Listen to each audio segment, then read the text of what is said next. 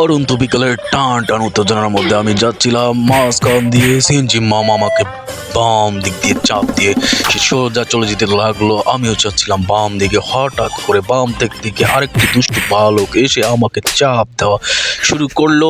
আমি ওকে কিছু বললাম না, কিন্তু রেগে গিয়েছিলাম। আমি যাচ্ছিলাম আমার পথেই নির্দিষ্ট গন্তব্যের জন্য, গোল দেওয়ার জন্য। হঠাৎ করে বাম পাশ থেকে কিছু বাইকার ডান দিকে চাপ দেওয়া শুরু করেছিল। আমিও তাদেরকে চাপ দিয়ে কোনো মতে যাচ্ছিলাম, কিন্তু কে এই মামা, তুমি আমার রাস্তা কেন ব্লক করে বসে আছো? এই মামা, এই সুদলিং ফং, তুমি কেন আমার রাস্তা আটকিয়ে বসে আছো? তুমি একটু চেপে আমাকে রাস্তা দাও, আমি এখন যাব। যেতে যেতে আরেকটি দুষ্টু বালকের সামনে থেমে যেতে হলো।